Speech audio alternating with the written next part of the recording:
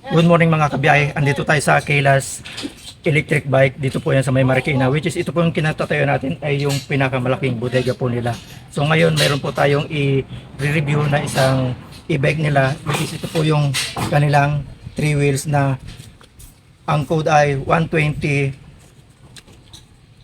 motor style na tatlo nga po ang gulong yan. So mga kabiyahe, itong bodega nila ay ating tinungo pa at tayo nga po ay nanggaling ng Bacoor dahil yung ating pong na-review sa ibang store ay napakarami pong naghahanap ng mga ganitong uri ng mga e-bike o electric bike. Kaya naman po tinungo natin ang pinakamalaking bodega. Ito nga po ang Kaylas Electric Bike dito sa Marikina. So tara, let's go!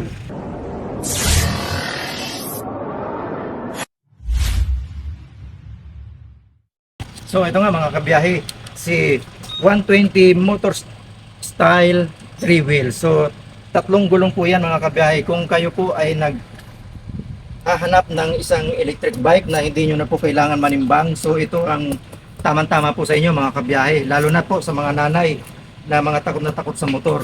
So ito na po ang angkop sa inyo. Dahil ito po si 120 motor style 3 wheels ay hindi po kailangan ng stand. Nakatayo na po yan. Ang headlight nito mga kabiyahe ay LED. Meron siya ditong day running light na nagsisilbing parang kilay niya pag naka-activate yan mga kabiyahe. At sa likuran, dito po ang ginagamit naman niya ay ordinary bulb, yung kanyang tail light at yung kanyang turn signal. At kung mapapansin niyo mga kabiyahe, itong motor na ito o ang e-bike na ito ay sadya naman parang motor talaga. Kaya naman nalilito ako kung ano ba talaga ang sasabihin ko rito, motor o e-bike. Gawa ng kung titingnan ninyo ay talagang motor na motor talaga ang datingan. Tingnan nyo naman, pagdating sa kanyang brake, meron po siyang disc brake at naka dual piston caliper po yan mga kabiyahe. At syempre, kung papansin niyo yung kanyang telescopic fork, ayan, napaka premium din. At meron din po siyang rubber cap, ayan. At tingnan nyo naman ang kanyang fender. Talagang pang motor ang mga materials na ginagamit dito sa e-bike ni Kaylas. At ito naman ang kanyang gulong sa ulihan. Napaka premium. Ayan o, naka-mugs. At ito yung goma niya. At ito yung kanyang fender. Metal. At naka-dual shock po yan mga kabiyahe. At syempre may box dito sa baba. At may box din po dito sa itaas. At pagdating mga kabiyahe sa kanyang board panel, ito po ay naka digital na po lahat yan. At dito meron po siyang side mirror. Tinanggal lang po yan gawa ng ito nga po ay stock. At dito sa right hand grip natin, dito makikita ang mga switches ng power selector.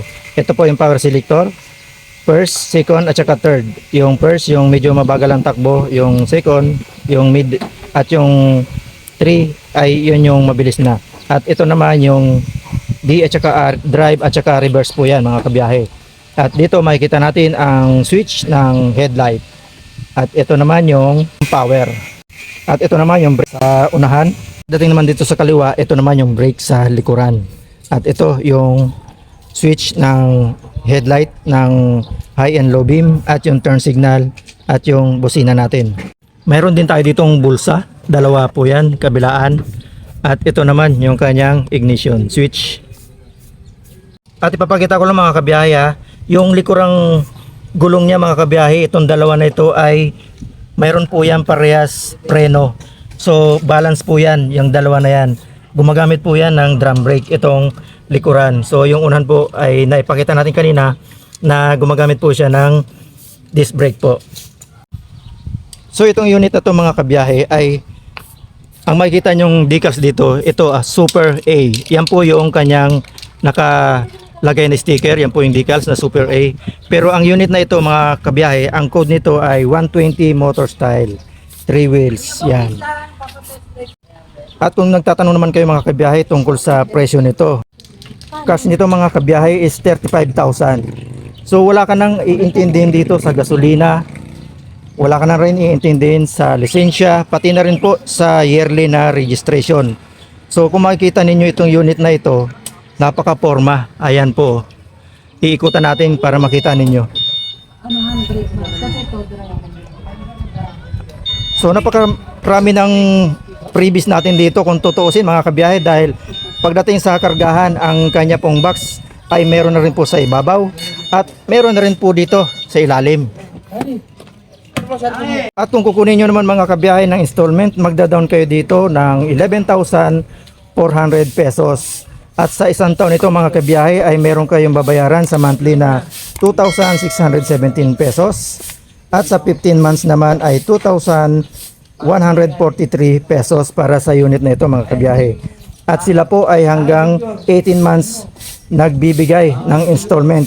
Ito po ay meron 1,829 pesos ang inyo pong magiging monthly.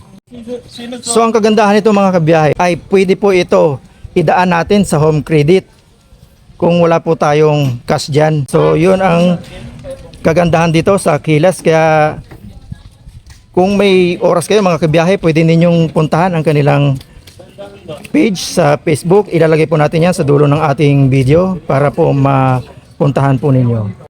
Ito ang kanyang instrument panel mga kabiyahe, battery, yung takbo, at nakapark nga po tayo. At tingnan natin yung kanyang mga ilaw.